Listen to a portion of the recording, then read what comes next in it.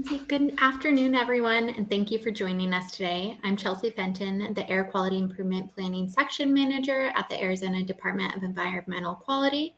The purpose of the meeting today is to discuss the proposed updates to the Yuma PM-10 Agricultural Best Management Practices Draft Rule and to receive feedback from you, our stakeholders. During the meeting, we will review the comments that ADEQ received on the earlier version of the Yuma PM-10 Agricultural Best Management Practices Draft Rule that was made available to the public in September of 2025, and we will go over changes that have been made to that draft rule language as a result of stakeholder input. This meeting is an opportunity for you to share your perspectives, ask us questions, and help us ensure that the proposed rule revisions are practical and aligned with protecting human health and the environment in Arizona. We will begin with a brief overview of where to find the most updated version of the Yuma PM-10 Agricultural Best Management Practices Draft Rule and where to find ADEQ's written responses to the comments we received. We will then go over the specifics of the stakeholder input received and how we've incorporated those comments and suggestions into the draft rule language. If you have a question or comment that you would like to discuss with the rule writers, please virtually raise your hand at any time when the rule writer calls on you, please state your name and affiliation. I will also ask that off-topic ideas that are not on the agenda be placed in a parking lot for later consideration. Your input is an essential part of shaping the final rule language, and we value your engagement in this process. Now I will hand this over to Lexi Ahmed, one of the rule writers assigned to the Yuma PM-10 State Implementation Plan, to cover housekeeping. Thanks, Chelsea. I wanted to start out identifying where we can find the most recently updated rule language and also where the response to comment should be found as well. I think Adam beat me to it and posted that in the chat for you all to reference. If you go under the heading of public participation and then the subheading that says upcoming stakeholder meetings, there should be 3 documents. One is a clean PDF of the updated draft rule language. Another is a markup Word document, so you can see the changes that were made. And the other is the response to comment document that we will be going through in the meeting today. So let us know if you have any questions accessing those. But like I said, Adam dropped the link to the webpage in the chat, so you should just be able to click on that. I also wanted to highlight that ADEQ is accepting input on this particular rule until February 19th, 2026. If you have any additional feedback, please make sure you get it to us via email through the airplanning@azdeq.gov email. Again, our deadline is February 19th, 2026 for that. Thank you. I wanted to review some GoToWebinar basics before we got into the meeting. First thing is that you can view the chat where Adam just dropped that link by clicking on the small message button. It's like a little chat box and it is in the top right of the screen. You'll see next to it there's also this chat box with a question. That's where you can ask questions. In both chat features, both in just the normal chat and the questions chat, ADEQ staff will be monitoring any input in there and trying to respond accordingly. Similarly, I want to highlight that you can access your call settings by clicking the settings button in the top right corner as well. This will be really helpful if you're experiencing any audio troubles.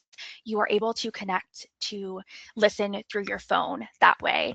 I don't think you can speak using your phone, so we will have to troubleshoot that one if that comes up and you are experiencing audio issues with your computer. At the bottom right of the screen, you can also enable closed captions. There's an arrow right here showing you just the CC icon at the bottom right. And Next, when you wish to speak, either to ask a question or to provide feedback, please raise your hand, as Chelsea had stated earlier, by clicking the hand icon in the bottom left of the screen. It says react, it's a little hand. That's how we will know who's raising their hand, in what order people have raised their hand, so ADEQ staff can call on you accordingly. Lastly, when it is your turn to speak, you will be asked to unmute yourself by an organizer. We have to do it on our end before you can speak. However, you will have to unmute yourself using the mic icon in the bottom center of the screen, and that will allow you to speak when we have requested that you unmute yourself and called on you. As Chelsea also stated, I would just like to ask that if you could please provide your name and organization before providing a comment or asking a question. That would be really helpful for all of us. Okay, thank you. I'll hand it over to Steve. All right, thank you, Lexi. I am going to put our response to comment document on the screen. And that is where we're going to be spending most of our time today. The document is divided into two parts. The first rows of the table contain our responses to comments that were received before the last stakeholder meeting, and we went over these in large part at that meeting. My plan is not to repeat our responses to comments that we've already responded to, in which there wasn't any follow-up about in subsequent comments. But as we go through the document, if you have something relating to a previous comment and response that you'd like to discuss, let us know and we'll do so.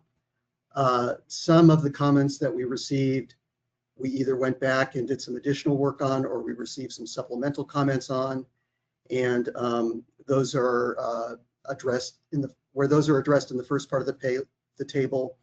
I've highlighted those in yellow, and we will march through those during this meeting. And then, let's see, starting here, we have our response to comments that were received after the last stakeholder meeting, and so everything in this part of the table is new. All right, so let's go back to the beginning. And so we had a comment on the bed row spacing Ag BMP, which I've noted we respond to later in the document. So let's wait until we get to there. Again, conservation irrigation, we got some additional discussion of that later in the document, which we'll get to. Same for conservation tillage. For comments on limited harvest activity and additional high wind event BMPs, that's covered later. All right, here, so we had a previous comment on night farming. We have gone back and looked at that since the last meeting. We've seen that it is adopted in all three of the other programs, other than the two of the others that exist in under the Ag BMP program in Arizona. But in San Joaquin Valley, Imperial Valley, and Eastern Kern Valley, the night farming isn't approved, as they call it, conservation management program. And so we have, or practice, I'm sorry. So we've included that and put it into the rule with the appropriate definition. And I'm not seeing any comments, so we'll move on. So here's one where we just really didn't make any progress since the last time we got this comment. The suggestion was that for planting based on soil moisture, we add the language "or will be irrigated within 48 hours." And we couldn't really find the basis for that. I don't believe we got any citations to NRCS conservation practices in support of it. So if there's anything any of you, or in particular, well, all these comments came from the Farm Bureau, but some of them came from, I think, oh, I see we have Harold wanting to speak on that. So yeah.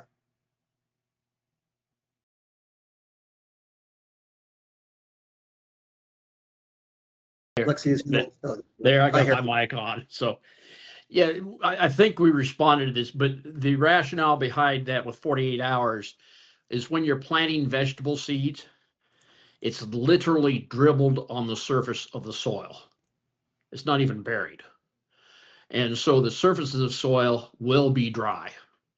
Now, half-inch down deeper, you got moisture. When that seedling sprouts and sends its roots down, it hits the moisture and goes. So normally with produce, the seed is dribbled on the ground when it's dry, and then within 48 hours, they put the sprinklers on and they water it up. And so it's not like a corn seed that you're planting, 3/4 of an inch deep. Mm-hmm. That vegetable seed is smaller than a BB, to put it in perspective, and that's with coating on it. Right. So that's why we're saying, yeah, planting based on moisture, we love to do that, but there is a particular important crop in our county called produce that. So when they put it on there, it gets irrigated up. Okay. Just want to check something. So, okay.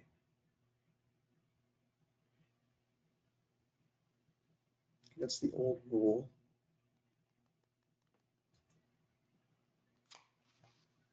So this is a BMP for tillage.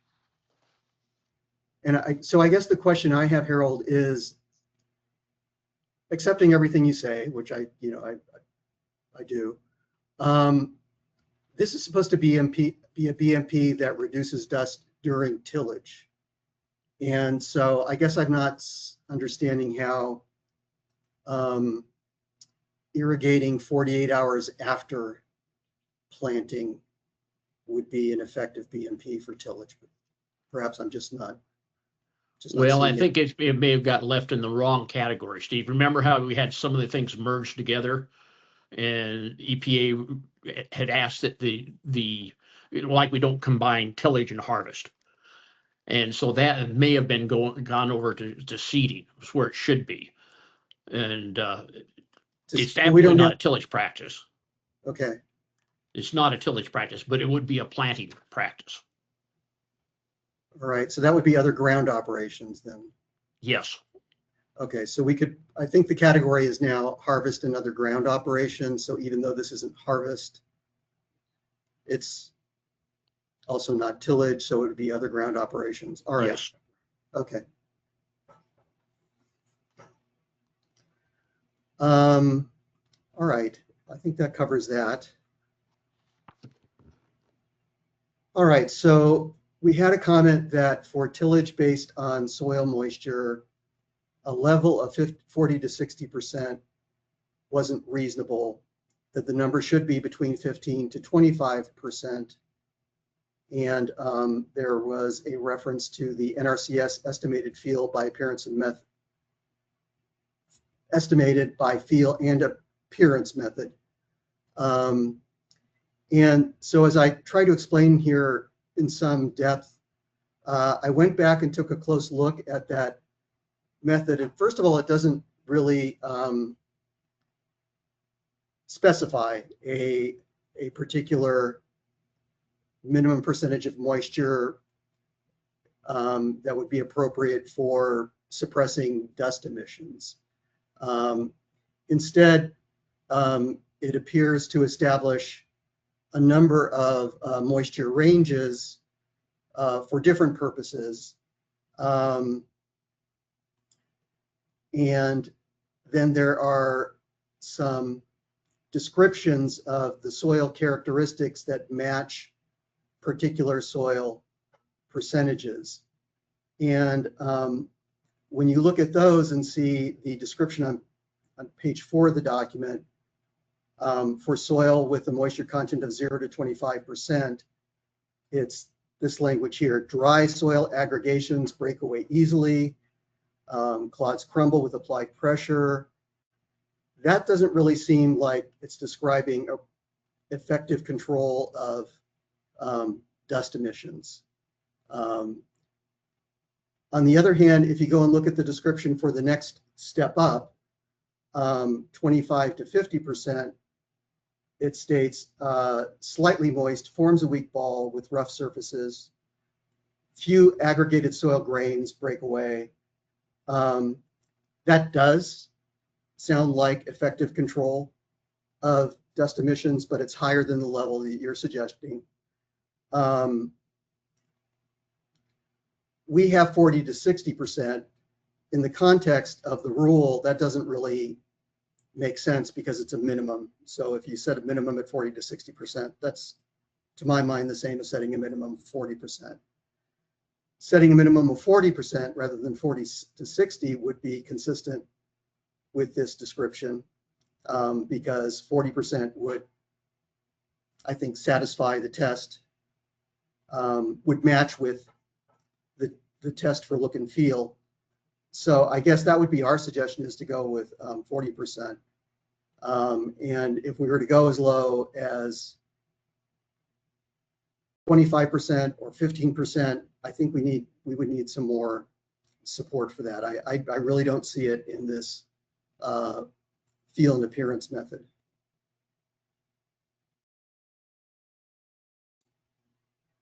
So Lexi, we have David Sharp asking for access. Okay. Steve, my name's John Boltz. I'm the president of Arizona Farm Bureau and a member of Yuma County Farm Bureau board.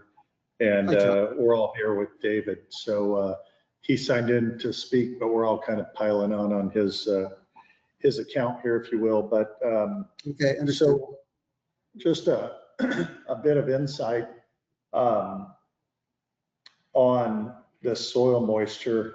If there's enough moisture in the soil that it will leave water marks on your hand when you're trying to do proper tillage and not cause compaction that damages soil health, the two kind of don't go together. If the soil moisture is high enough that you're getting any staining on your hands, moisture staining.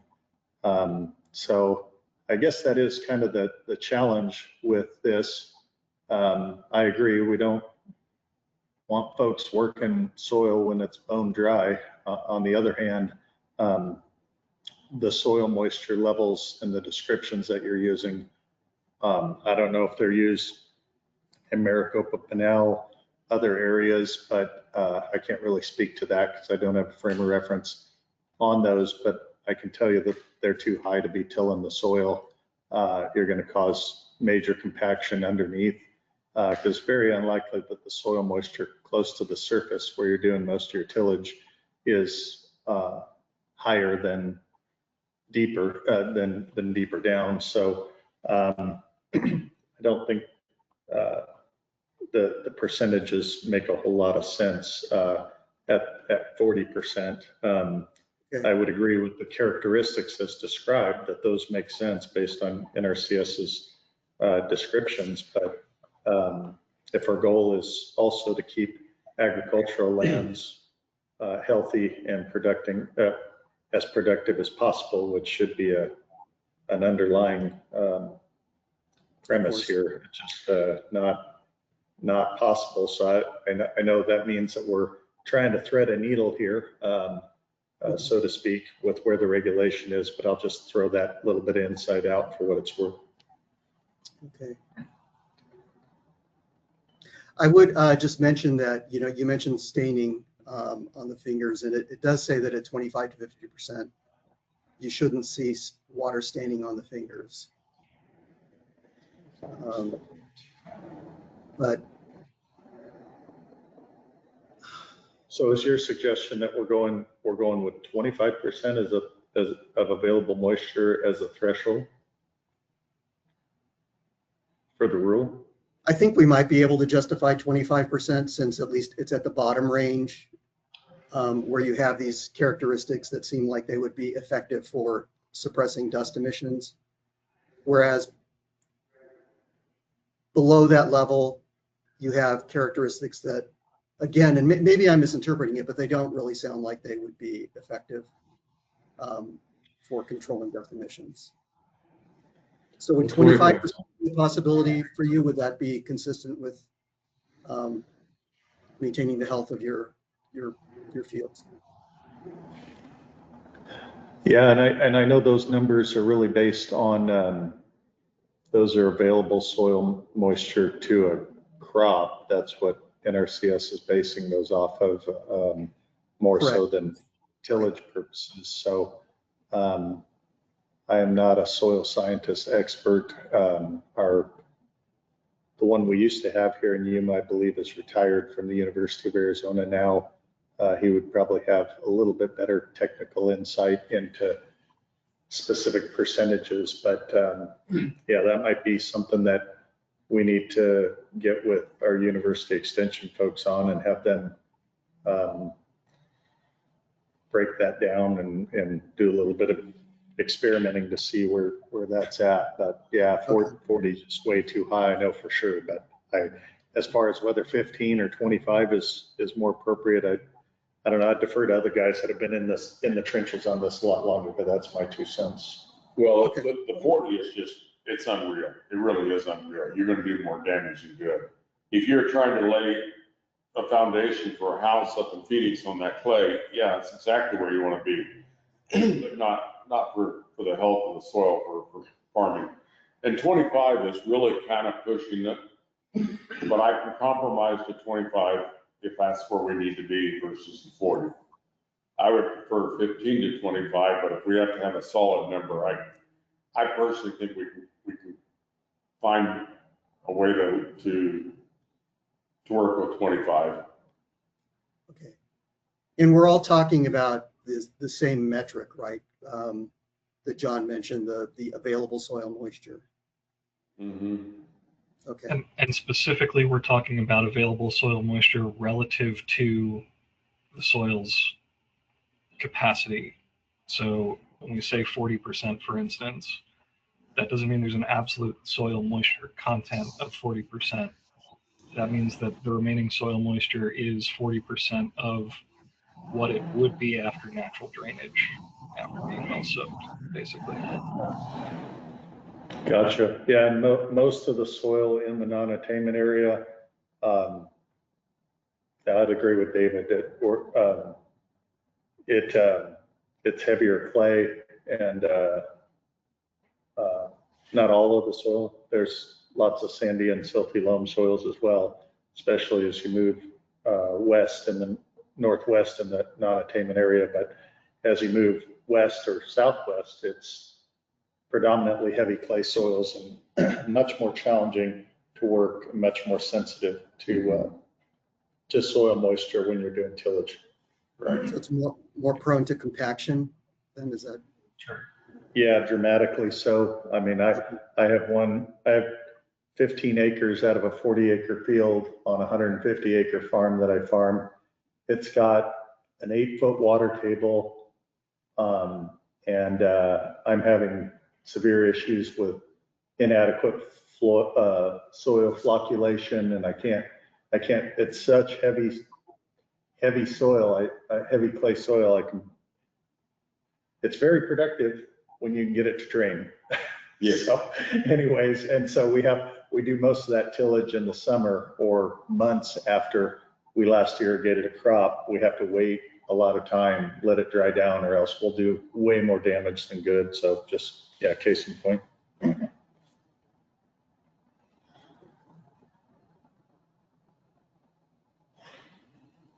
I also see that we have a hand raised by Harold. Yeah, I just wanted to add in here. Part of the goal, I think, is you want something that the growers can use. And Yes, right. if you look at the NRCS guides, they tend to be really wide. Like 1 is from 0 to 25, 2 is from 25 to 50, 3 is from 50 to 75, and 4 is from 75 to 100 as far as available moisture. And so these, when we put stuff, we need to pick it within a range that, okay, this is there, because it's not that precise. It's by feel. We don't have a chemist lab out there. The other thing to keep in mind is when we look at these NRCS is that these are not specific to any one area. They are for the entire United States. And as John and David pointed out, soils vary. And so a soil that, maybe is okay at 25, 30% moisture, if you were to go in and it's a heavier clay soil, you better not be working it at that level because you got a problem. And so again, it comes back to the soil being variable and having to work to it. And so that's kind of what, when we looked at this stuff, we wanted to try to tie it back into a specific range. So when we spoke the same language, in other words, we said it's got to be a level, level 1. Everyone goes, oh, okay, I know what that looks like. I know what that feels like. And so that's kind of where that came. When you pick a range that's 40 to 60, well, what is it? That's part of the problem. And so again, if you're trying to give guidance, you need to line it up with the tool that you're utilizing and understand that the range is going to be wide because the soils are very variable. Well, if we go to level 1, that would be 0 to 25%. Right. So you would almost never, ever see 0. Okay. It had to have a bottom somewhere, and so again, that's why we picked originally that 15 to 25, because we knew it'd be in that level 1, because we acknowledged you didn't ever want to get to 0.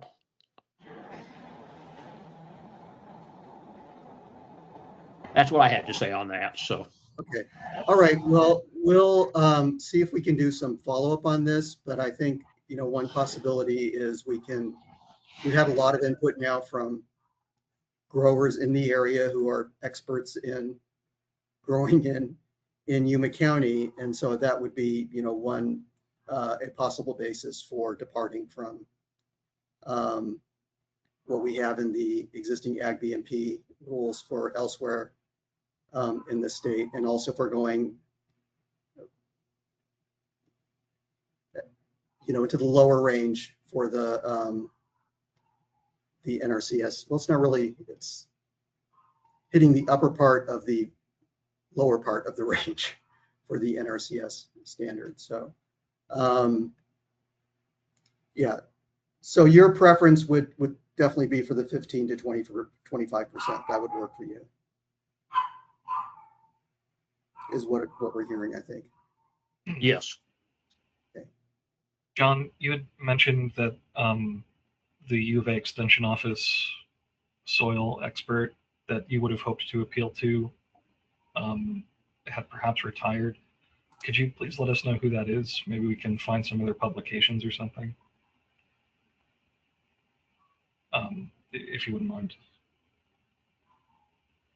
And that doesn't need to be right now. You can always email us. You're live. Adam, the guy I was referring to is Dr. Charles Sanchez. He worked down here for 30 some odd years doing research, fertility, and all manner of, the guy was constant expert. But I believe he retired about 2 years ago, am I thinking right? And actually he spent the last couple of years, he was doing that stuff up in Maricopa. He had moved up there because I think his son had some health issues the last 10 years or so. But he still came to Yuma and worked on stuff and was still did a lot of stuff down here. But that's who I was referring to. Thank you.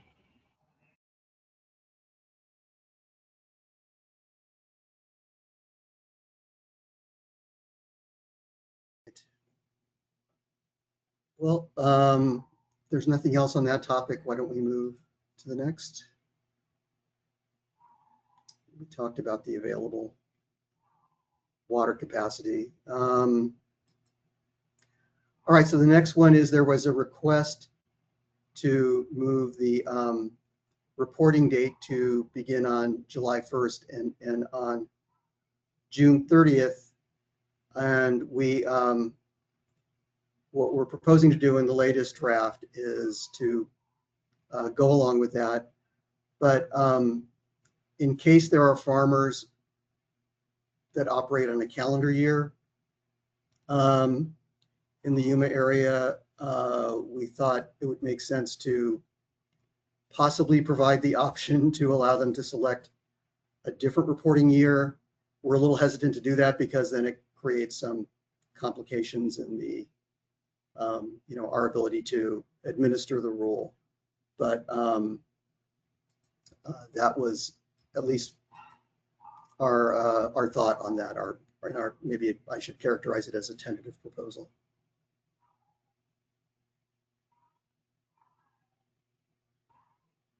I'm not seeing any hands go up on that one, so we will move into the comments that were submitted after October 20th. So this is something we discussed before. We had these definitions of cropland and non-cropland that you all thought we were confusing. On looking at them more closely, we agreed. They were confusing. And so what we proposed, and I'd like to know if we're getting this right, is to clarify that the cropland BMPs apply to farmland that is in production, but is not undergoing tillage, harvest, or other ground operations, and therefore is not subject to one of the other sets of BMPs. When tillage, harvest, and other ground operations are occurring, then the BMPs for those activities would apply. And that's how we've revised the definitions.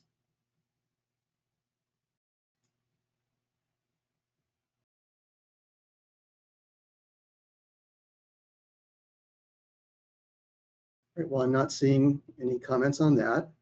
All right, we have a comment on conservation tillage. Oh, I'm sorry, Harold. Yeah, this reads better than what I was reading in the rule that was online. All right. It does not read the same. It's been greatly improved. This is clear. Oh, you mean the existing, this is better than the existing rule. Well, yeah, you all had released the rule online. I read through it, and everyone read through it, and we were confused at what they were telling, but this now makes sense. Okay, so this is the actual definition or the proposed definition language. Okay. So was this what you thought didn't make sense, Harold, or was it the previous version?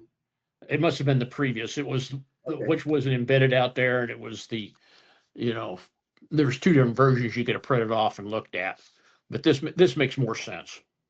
Okay, all right, good. All right, conservation tillage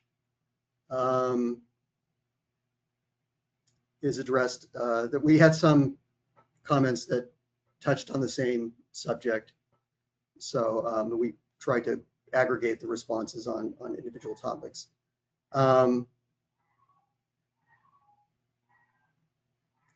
So same there. So we had a proposal to change the name of the form. And we did that. We didn't go with general permit record form. Instead, just to best reflect what the form does, is we proposed the BMP selection form as the defined term, and then that's what we used throughout the rule to refer to the form.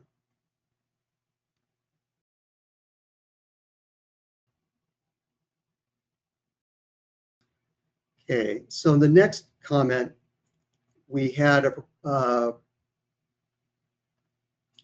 proposal to essentially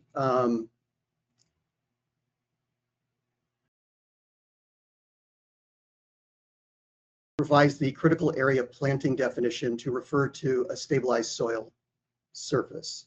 And critical planting is planting trees, shrubs, vines, grasses, or other vegetative cover. And then you would have it say to maintain a stabilized soil surface. And we thought, in looking at that works pretty well, because our definition of stabilized soil surface, a lot of you may not be aware of this. I know Harold is, but a lot of you have not probably been participating in the open area stakeholder process, where we also use this definition of stabilized soil surface. And two of the options for stabilizing soil surface are for using standing vegetative cover. And there's two different standards that apply depending on the threshold friction velocity. If the threshold friction velocity of the soil is at least 43 centimeters per second, then a 10% standing vegetative cover is sufficient. Otherwise, you need a 30% vegetative cover. But again, I think assuming these numbers work for you, and they are significantly lower than the 60% that were proposed in the individual draft rule, we think this change works well. We can use that definition of stabilized soil surface, and then it gives you these more reasonable cover percentage requirements, and at the same time is consistent with what's required for other regulated areas where you have a potential for wind-blown dust. So we like that suggestion and are proposing to go ahead with it.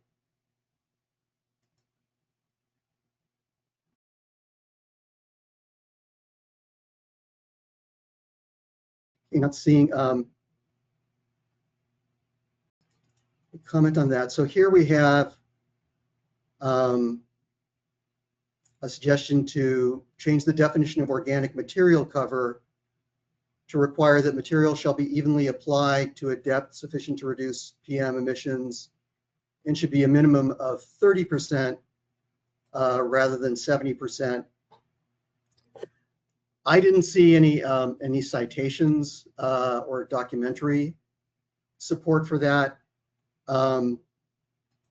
Organic material cover is, as I understand it, basically mulching, and there's an NRCS conservation practice which states that when establishing vegetative cover, apply mulch at a rate that achieves a minimum of 70% ground cover to provide protection from erosion as well as runoff, and yet allow adequate light and air penetration to meet the seedbed. So I'm guessing that's where the 70% came, because this is, again, these are all originally from the Ag BMP Committee's rules. So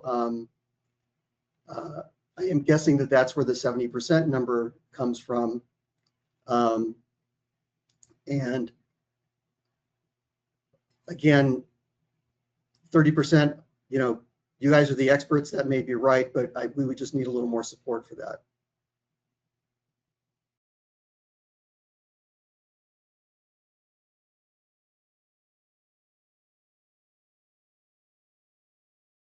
And again, as Lexi said, we're accepting written comments until the 19th. So, there's time after this meeting to go back, and if you can find something that helps, provide it to us. So, let's see. Let's move on.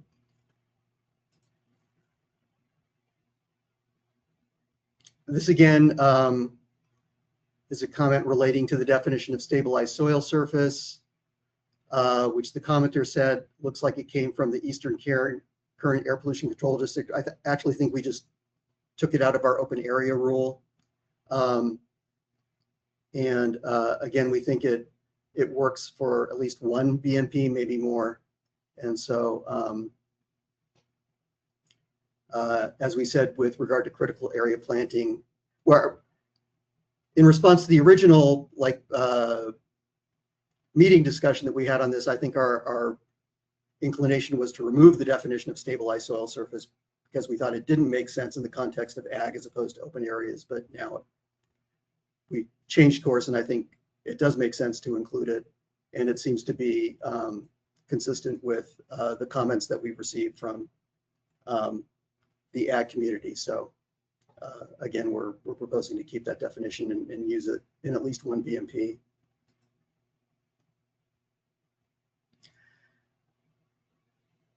So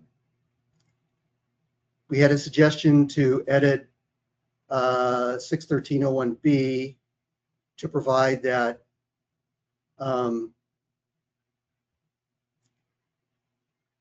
basically provide that BMPs can be specified on the form by crop. And we've not using the exact same language, but we are in agreement with that approach, that it would be acceptable to specify BMPs as long as that ensures that, you know, all your croplands are covered by BMPs.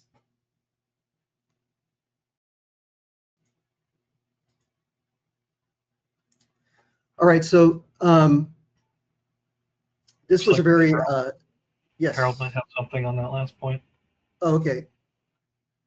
Yeah, just so we're clear here, part of our concern when we read through the rules and what you were proposing is that it appeared that, you know, let's say for tillage, we decided to combine tillage operations.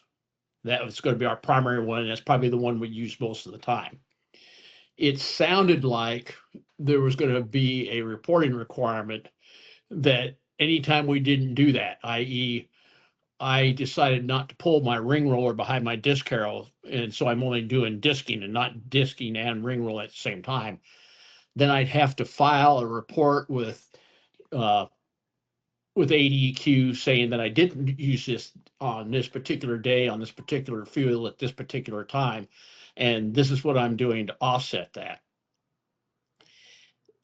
Our understanding of the ag BMPs and the goal of the ag BMPs was to be able to provide the grower with a list of options that he can use to tailor his operator's BMP selection based on, you know, the crop, the time of year, the weather conditions, all the variables that we have to deal with in agriculture. You know, we're not Intel where we got an air-conditioned plant that's, you know, 72 degrees year round. We've got lots of variability going in there. You know, example of where we may not do that, and let's just use that same example, is normally we disc and ring roll at the same time, but we get a rain and we need to open the soil up so it dries a little bit. You heard John talk about that, so we could get in and actually work it and plant it. So we drop the ring roller off, because if we pulled the ring roller behind that disc in that type of condition, we would seal that field solid. It'd make concrete out of it. And so we just want to make certain as we look at these ag BMPs that we have the flexibility to easily change from one ag BMP per the operation. I'm not saying we wouldn't be doing that to the other, because I can look at these ag BMPs and I can see where several of them are probably being used on the same field and the same crop at the same time. And since the requirement is only for one, you know, I've got 2 or 3 others that would fill that same requirement. We want to make sure that stays in place, because we just, like I said, we've got such a variable environment that we're working in. Okay. Does that make sense? Sure. Yeah, absolutely. Well, what if you were able to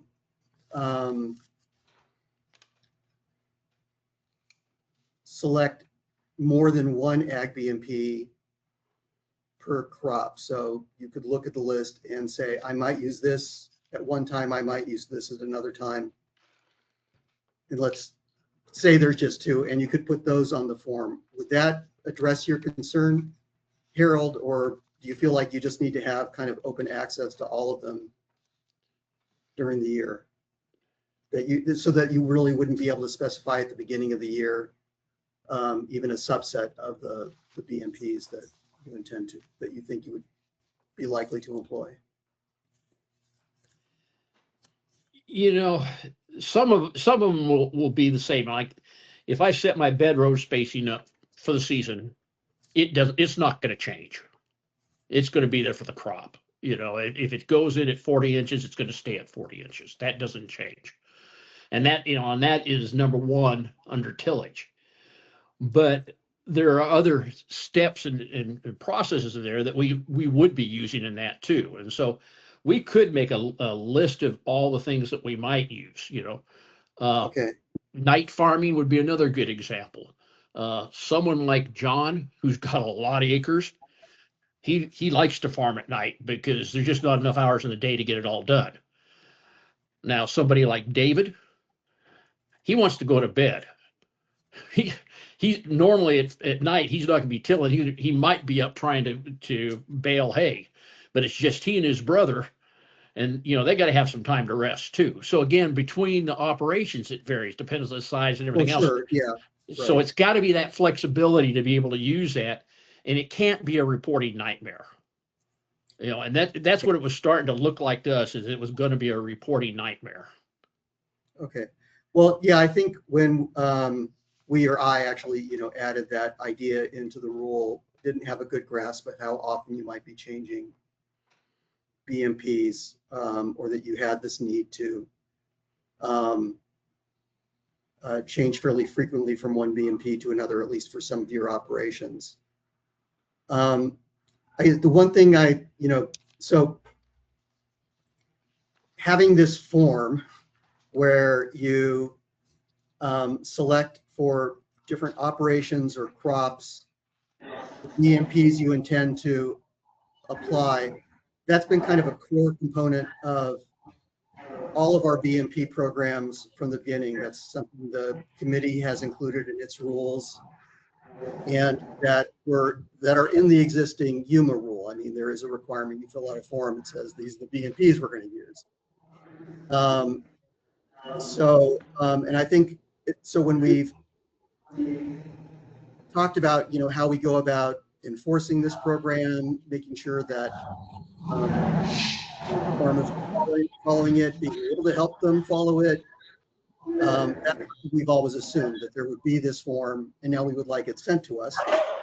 You know, an add-on that we want to include in this rule. But again, this selection form is something that has always been part of the program. If we were to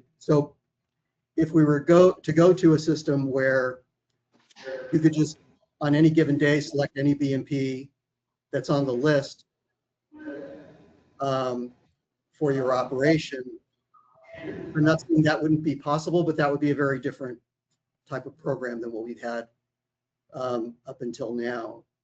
So it would be preferable if we could keep this paradigm that we have now, where you list on a form and just try to provide flexibility other ways. And I can, from what you're saying, Harold, I can understand why it would be overly burdensome, perhaps, to have to report to DEQ every time you change your BMPs. And we might not even want to see that. Like, it might be overly burdensome for us. Yeah, it would cut both ways, wouldn't it? Right. So, so one possibility again would be, this might already be permitted under the existing program. I haven't checked the language to see if it can be read this way, but would be to allow specification of more than one BMP as options for a particular crop or other type of operation. And then a second option would be if you could just, do you generally keep, like when you switch from one to the other, do you generally for business purposes keep some kind of record of what you're doing? That would be better spoke to by John or David, but my impression is no. I mean, they got maybe a time card that shows which field they're going on, but I don't think it identifies what the operation was on any particular day. Okay. But I let John or David or Marcos or anyone else there in Yuma speak to that. Okay, go for it, John. Yeah, thanks, Harold and Steve. Yes, there some level of record keeping, you know, for time and hour wages and that sort of thing. But I think maybe, so yes, there are some level, but probably not for anybody in the sort of scope or fashion that would work for reporting that, and certainly not easily. But I think back to Harold's original point, and maybe put a finer point on it, is many of these combined practices, they're the sort of thing we're doing a lot of them on a regular basis anyways. That's why we don't have a significant problem. But most importantly, if we're changing, much to Harold's point, a lot of times when we're changing and doing different things, and we would need to do an amendment the way this language is crafted, that's kind of on the fly as needed, really under wet conditions. So it's hardly ever under normal. We receive very little rainfall out here, so it's very unusual that would be under drier conditions that maybe would be a dust creating sort of a PM10 creating sort of situation. So much to Harold's point, I mean, it would be, I think, kind of foolish to create a reporting nightmare that you guys have to deal with receiving and processing, and we have to generate, to talk about the fact that the fields are wet and we're having to change what we're doing so we don't cause compaction, and we're trying to work through the situation. That one of the things we run into here that's different than most other places. You mentioned about farming on a calendar or farming on a schedule. Yuma is very scheduled. We plan to plant on a certain day so that we can harvest on a certain day. That's not most of agriculture. Most of agriculture, you're gonna be a lot more flexible to, plant the crop, allow it to naturally mature, harvest it when it's fully mature. We don't have that luxury. If it rained, we might still be trying to harvest, depending on the orders for the day of fresh produce. But the wheat and stuff that we grow, it's not that way. So we grow it more like traditional field crops. So I think Harold's dead on. It's just hard to imagine that you guys would want to put both of us in the situation where we're having to report, you guys are having to receive and process. And I don't know to what end, because the changes we're making, in the event that we would have to make a change, are really just when things are on the wetter side.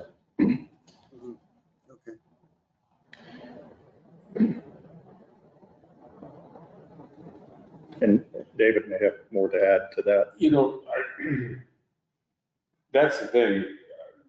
A phone call can make things change, and we don't want this reporting to be too big of a deal. It's going to be a nightmare for us and a nightmare for you guys. And if you're having to make a major change because of either weather or a phone call, the last thing you're going to think about is, oh, I got to go do my report to ADEQ. So yeah, let's not make it too difficult.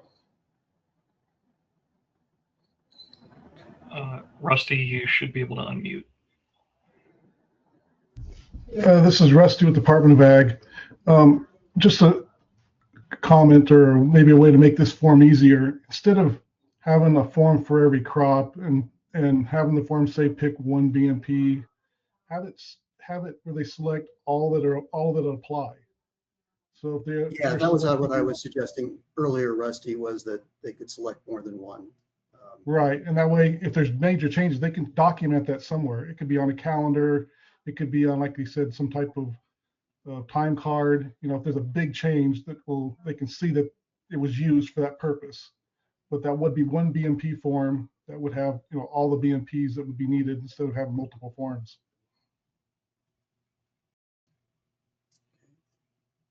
I wonder if another possible solution, based on what Harold and John and David actually were all saying, is rather than adjusting the planning oriented form itself, to adjust the portion of the rule that calls for the amendments that John referred to, which are presently required after 15 yeah, I think days.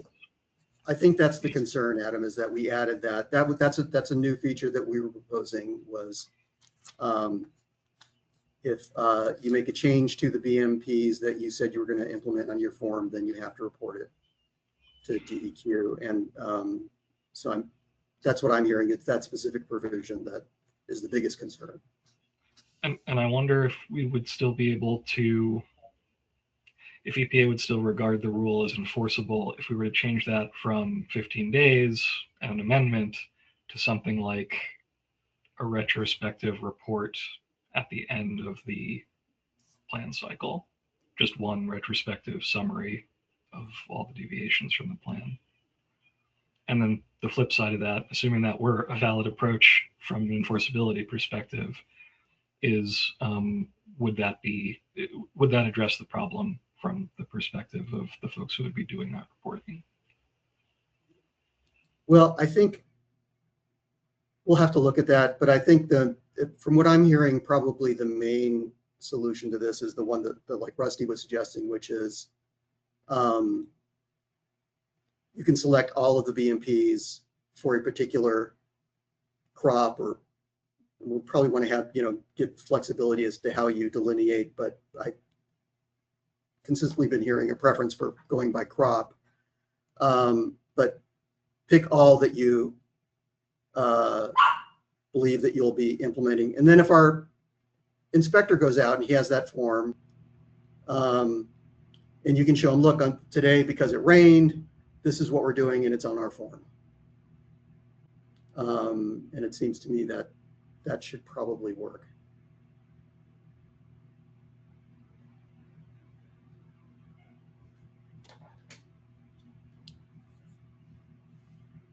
And we have Harold and Bobby.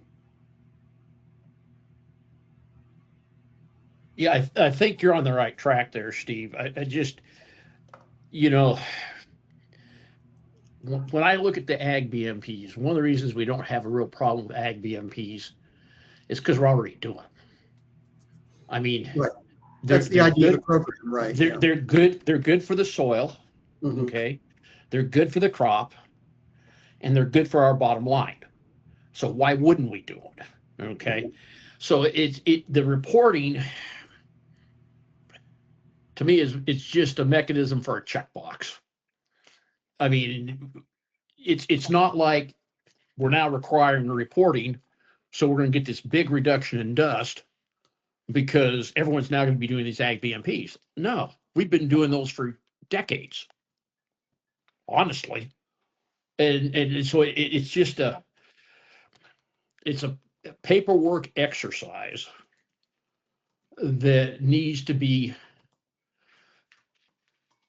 as uncomplicated as possible to get us to the point where EPA will accept it as part of a SIP, so we can get forward and start claiming exceptional events, because we believe that once the SIP's in place, that you all be able to claim those exceptional events, and we will get into maintenance just like the Imperial Valley did.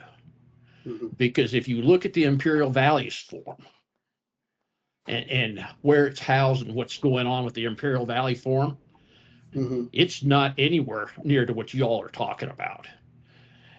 And they were a serious non-attainment, and now they're in maintenance.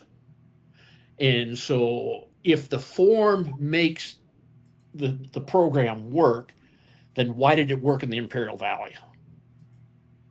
See, and that's kind of where we're coming from. It's that whole, we woulda, shoulda, coulda for the rest of our lives. But the sooner we get a SIP in place, the sooner we can get on to exceptional events, and we're going to get into maintenance. And I think we're more aligned with the Imperial Valley. Cultural practices are closer than Pinal or Maricopa. Soils are closer than Pinal and Maricopa. Weather is closer than Pinal and Maricopa. And so Imperial Valley is a good example to take a look at of what they've done and what the EPA has accepted in the past. And so that's kind of when we look at this reporting deal, It needs to be as easy as possible. So that's all I have to say there. Harold? Yeah, Bobby. Yeah. You have a form. Every listed practice on the form is an approved BMP. Mm-hmm. What the heck difference does it make which one you're using? It doesn't, and that's exactly, and that's the point. If you've got 5 different tillage BMPs listed, and they are all successfully doing what we want to do, there's no need to know which tractor you used or which piece of equipment you used. That's just busy work. It does absolutely nothing to solve the problem. So, it's really simple to keep track of this stuff. But I mean, the hundreds of hours of paperwork and computer input and all of the stuff that we were discussing at the hearing earlier this week was just, crazy. Farming is not that difficult. What hundreds of hours? Well, if you're asking a driver when he goes and changes equipment to make a note of it, then he has to report it to somebody else who has to put it in the computer, who has to then fill out the form and make sure that it gets to whoever gets those sorts of things. And I would doubt, it's like a lot of things. We have record after record, but nobody ever looks at them 6 months down the road. It's, we just don't need to trace everything that meticulously. It's farming. We've got a flat field, but the minute I put a disc out there, it's no longer as flat as it was.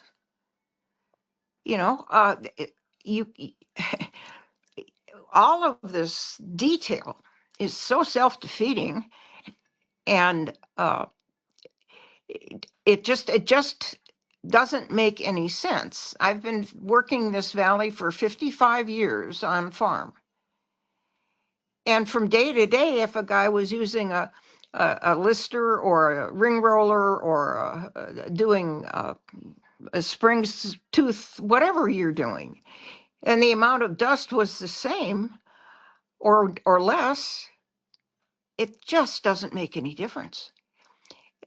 And what would you do with all that information? Yeah, I think that's what Bobby's saying is our concern. The concern is that it does not appear that the reporting benefits PM10 reduction. And the Imperial Valley would be a good example of that, because they definitely have a much laxer reporting requirement, and they went from serious to maintenance. And so we also know that whatever gets agreed to pretty much is going to be for life, because the rationale will be, well, we don't want to do X operation, what X operation is after we get the maintenance. And so the response will be, well, how do we know that we aren't going to go back into a failure mode if we quit doing X operation? And so we're stuck. And so the kicker is, what can we do to get us a SIP with the minimal amount of reporting, so that 30 years from now when I'm dead, they aren't going, that son of a gun, he just, we got to do these dadgum reports because he didn't stand up for us then. And that's really kind of where we're at on this reporting piece. And Harold, yeah, we definitely agree that we want to find that balance of what's the appropriate level of record keeping, but we want to make sure that the SIP is also approvable by the EPA and enforceable as required by the Clean Air Act. So that's why we are trying to find that balance. And my understanding too of the program is currently there are forms in place where you would select the ag BMPs that you would be incorporating or utilizing, and it's maintained on site. So kind of that same level of effort would just be submitting to the department at least a couple times a year.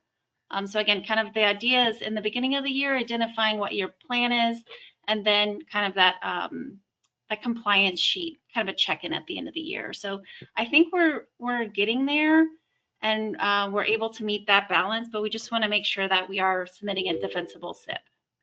And I appreciate that, Heather. But again, when I look at the Imperial Valley form, it's maintained on site at the farm. Now it is more detailed than what's been proposed. I will grant him that. But that almost seems like, we're in a non-attainment area.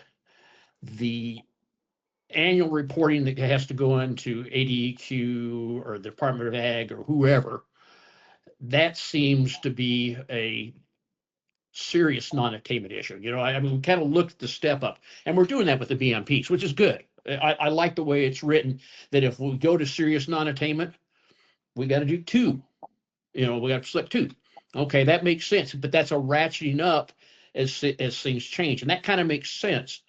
And so that's kind of where we're at is, we know in the past the EPA has approved on-farm records. Now, whether they approve it today or not, I don't know. But the reality is, we need to get it into them and make them decide whether they would accept it or not, because that also means that maybe we can bring some other things to bear to get acceptance on it. But until we have something in there where they've actually accepted or rejected, our hands are tied. We can't do anything. I'm so tired of hearing from the EPA, we can't do anything because ADEQ hasn't submitted anything. I'm just going, oh my word. 30 years is a long enough time for us to be doing this thing. It's just, we need to get the SIP in. So anyway, that's all I got to say. I'm talking too much. Yeah, I've been in this for 45 years on this very same problem. I started in 1980. Now, come on. Where is there any logic that indicates that we have to work 45 years to figure out that the farmers in Yuma County? I'm gonna interrupt, Bobby. I'm gonna interrupt here because we have a lot of specific topics to address. Okay, We've no heard problem. a lot of these same complaints many times before. I'm not saying they're not justified or anything, but I don't think it's very fruitful for us to spend our time going over those rather than trying to resolve the specific issues on the rules so that we can, in fact, move ahead on this rulemaking and get this done, as Harold said. Yeah, that's fine. The rulemaking that I see on the screen is that if you change, you have to report it within 30 days, which is a lot different than here's my plan and 12 months later, here's what we did. And I understand that we understand that comment. We will, I completely understand your concerns with that provision, as well as the record keeping provision. You talked about spending hundreds of hours on it. Like if a driver took off a piece of equipment, then he's got to record something and send it on to somebody else. And I can understand how it could be read that way. That wasn't our intention. We wanted to leave it open so that whatever kind of record keeping you keep in the ordinary course of business could be used for purposes of the rule, but we don't want to put something in the rule that would go overboard, that would require you to do that kind of detailed step by step, have a log at every step of the process. So we will take a hard look at that and try to address that as well. So those were good comments, but I think when we start talking about it's been 30 or it's been 45 years, and that's not moving the process along. That's just delaying it more.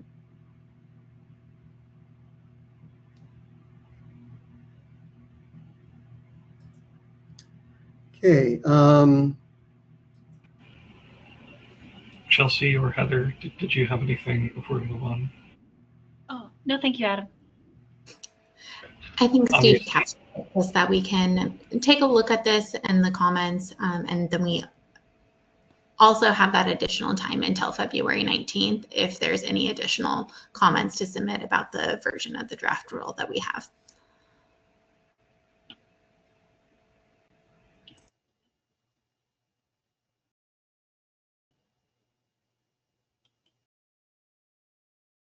All right, so the next comment is asking if a farmer is not partaking in one of the listed activities on an advisory day, then he does not have to select an activity from each menu. And first of all, the answer to that is yes, that's correct. If, for example, you're not engaging in harvest activities on an advisory day, then you don't have to implement one of the BMPs that are listed in the B menu for harvest activities. But on considering that comment, it occurred to us that given that that's the case, there probably wasn't a need to even have the limited harvest activity or limited tillage activity BMPs on the list on the B menu lists for the tillage and harvesting ground operations, respectively, because both of those BMPs are defined as halting those activities on those days. But if you halt those activities, then you don't need to implement a BMP in any case. And so it's really not necessary to have a BMP that says halting the activities. It's like saying don't drive more than 50 miles per hour when your car's in your driveway, right? It doesn't make any sense. And so our proposal is to just take those BMPs out because they don't serve any purpose. And it might even muddy the water as to do you have to comply when you're not doing the stuff that's subject to the rule? And the answer is no, you don't. It's all activity based. So again, that's our proposal.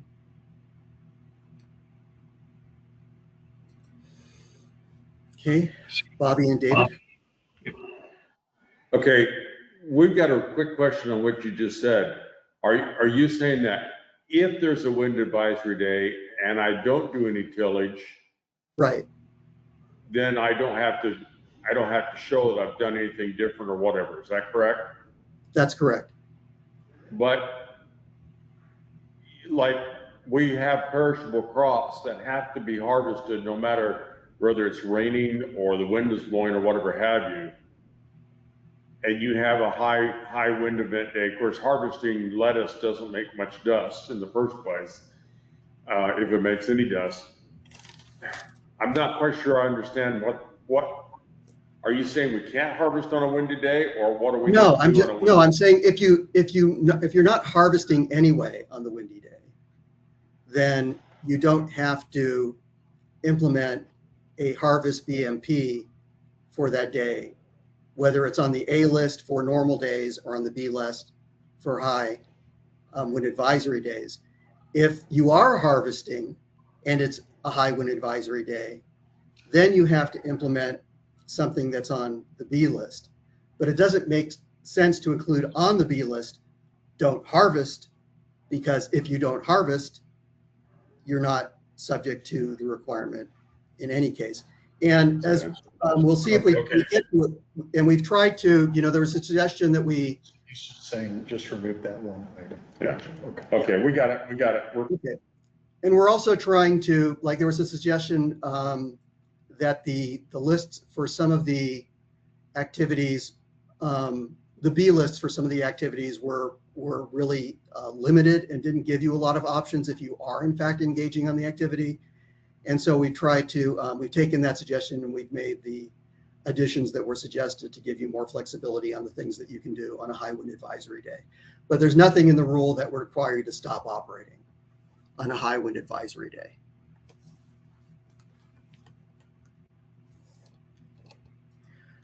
This was an excellent suggestion.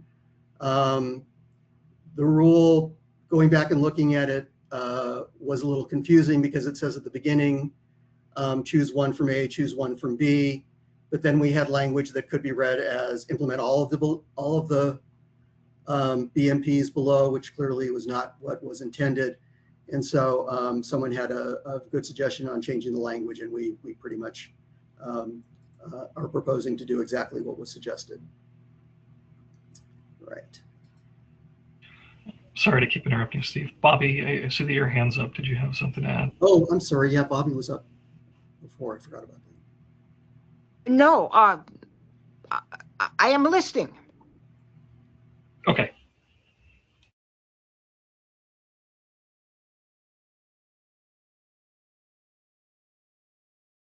All right, so this is a repeat of comments we've already talked about.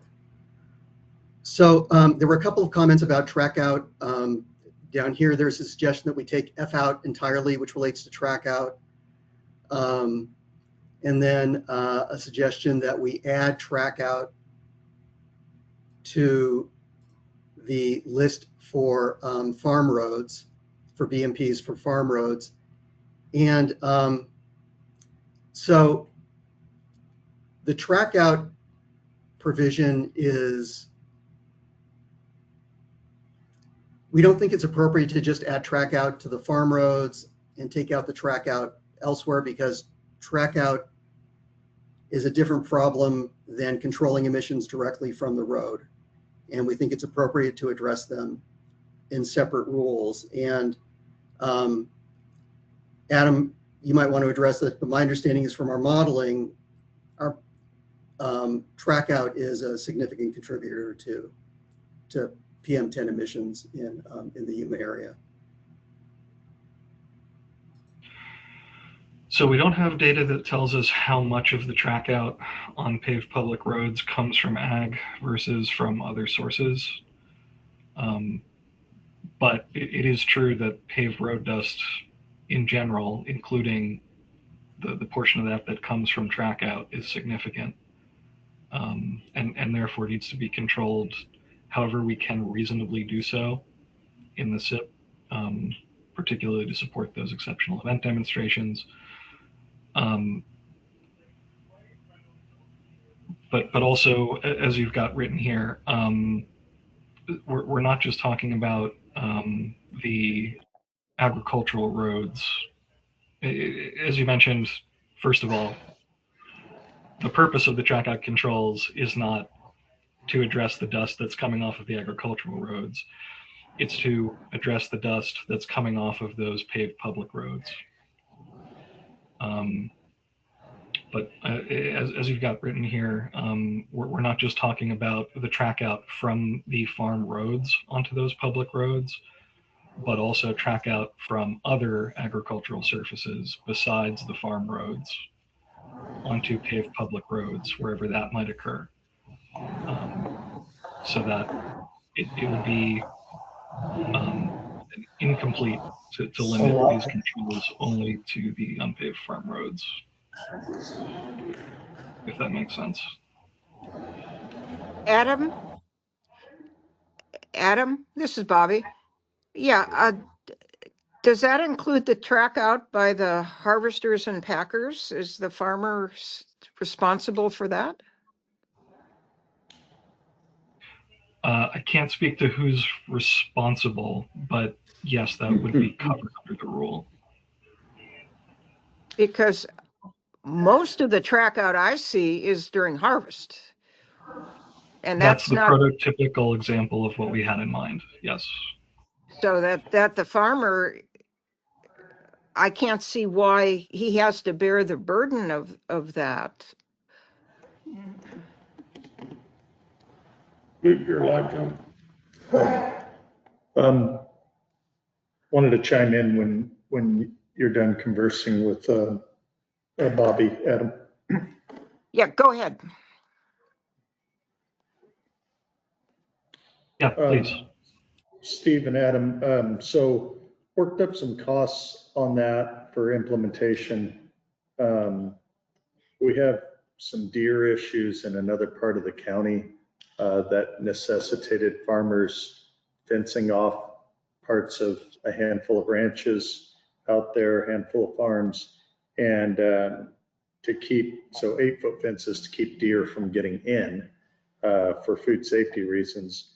And so robust track out systems were installed, not for track out, but for as cattle guards, basically, to keep wildlife from coming in to the farm, and to be able to ingress and egress the ranch without having to open and close a gate. We do have some ranches that have gates. They're rather impractical for the purpose, pretty brutal to manage, and normally there are mistakes made. So a number of farmers put in robust track out systems. I took the direct, I reached out to one of the guys that has a fabrication shop that generated those. I did a little bit of rounding to estimate it, but not rounding up or rounding down, just kind of averaging farm size in the non-attainment area, number of farms that would require it.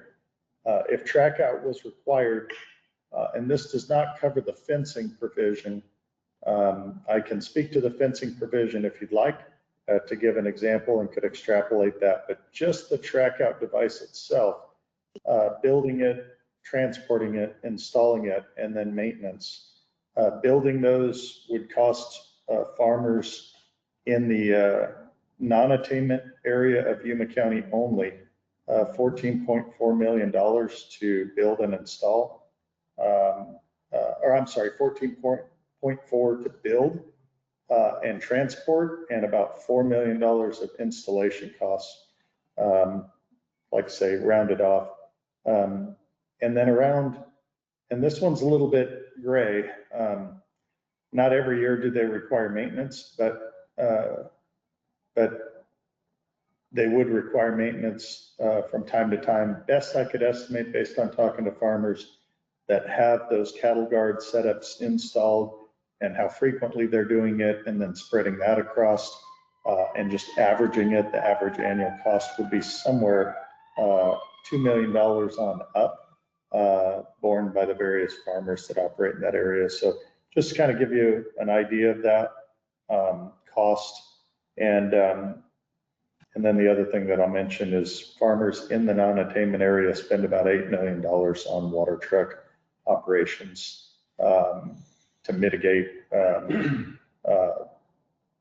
blowing dust. So we're already putting considerable skin in the game for a lot of reasons, but track out specific, those were some numbers I thought you guys might be interested to know. Appreciate the research. It's worth noting that.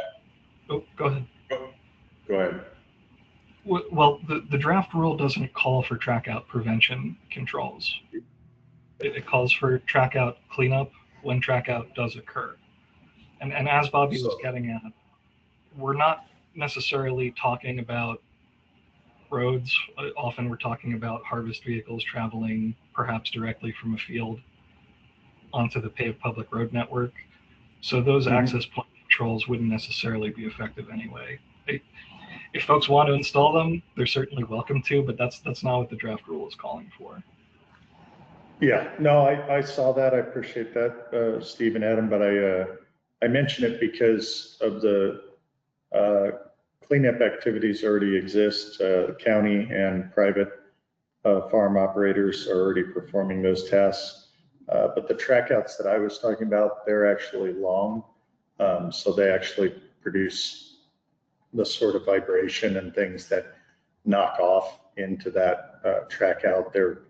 Most of them are between 15 and 20 foot long. So they're the substantial ones, but thank you. And again, if folks want to install those, they're welcome to, but that's not what the rule's calling for. I think we tried to model these options to provide flexibility to capture what does currently typically occur for track out cleanup in various portions of the non-attainment area, based on what we've heard in previous discussions about that cleanup and about where that responsibility is sometimes shared between public road operators and sometimes by the farm operators, depending on where you are in the area and what kind of roads we're talking about. the purpose of including it in the rule isn't to change the way folks are doing things, but to make what's being done enforceable so that we can take credit for it for regulatory purposes. Thank you. Yeah, and in particular, in order to be able to make exceptional event demonstrations, again, to fulfill the reasonable control measures condition to getting exceptional events approved.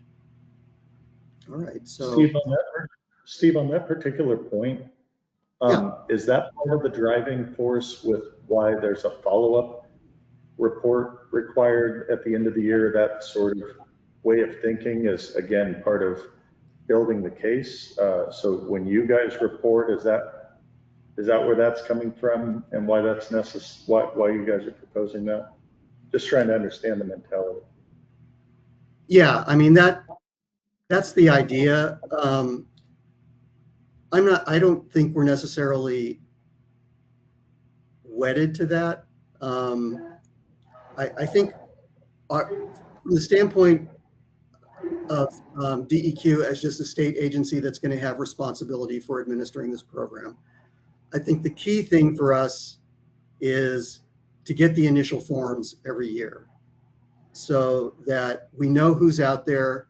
We know generally what their operations are like. We know what their plans are for implementing PMPs. So that just having those forms would be something that if we have an exceptional event, we can point to EPA. We have these forms that indicate this is what people are doing on their farms to implement the PMPs. It shows good coverage of the farms that are subject to the program. It shows that people are aware of the program, and it also, when if we decide to do inspections or compliance assistance activities, our compliance assistance staff will have information before going out as to what's going on. So all of that is why we really want to see the form. We really don't think we're going to be able to, when the time comes, make the argument to EPA that the controls are in fact being implemented, because that, it's not just enough to have rules in place. You have to have some evidence that the program's actually being implemented. We don't believe we'll be able to do that unless we get the forms. The other elements, possibly I think we could do without, but we do want to see the forms once a year. Thank you. This is David. A little bit more on this track out thing. Obviously, if there's track out, that means it's wet. So it's really not PM10 generation at that point, at least. The county has crews, which we have already communicated with the county. And if we have a track out situation where there is clumps of mud or whatever on the road, we're to communicate with them, and they will bring equipment to come and clean that up and take care of that. As well as many farmers might be tempted to do it themselves, but we want to work with the county in taking the liability of the farm. That's fine, as long as the rule doesn't require that a particular person, like the farmer or the equipment operator or anybody else, do the cleanup. It just requires the cleanup to occur. Yeah, that's the flexibility I was referring to earlier, David. There's specific language in the draft rule that says "or cause to be cleaned up" as an alternative in the active voice cleanup. Steve, I just want to be respectful of everyone's time, and I know we're kind of coming up at the half hour. Are there any other key changes or comments that you wanted to go over today? No, I think let's see. We've talked at length now about the reporting requirements, so I don't think we need to go over those. That's a lot of what remains. Let me just see if there's anything. So as I indicated earlier, in particular in these later comments, there were a number of suggestions to restore BMPs that we had proposed to delete and to add additional BMPs to, in particular, to provide more flexibility on high wind advisory days. And we've done that. So I think a lot of these remaining comments are us saying, you got it. We will make that change. So I think we can, this would be a good time to stop.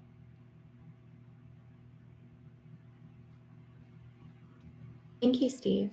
Before we conclude, I just want to remind everyone that the table of written responses that Steve has been sharing is available on ADEQ's website, as well as the updated draft rule language. So we are, asking for comments and suggestions on that updated draft rule language. It would be much appreciated if those comments would be submitted to ADEQ before February 19th, just so we can keep this project on track. Before we conclude, I would also just like to thank everyone for your attendance today and for sharing your perspective with us. Your input is a vital part of this process. The minutes from today's meeting will be drafted and posted on ADEQ's website. And so thank you again for attending today's call, and I hope everyone has a good rest of the week. Thank you much. Thank you. Bye-bye.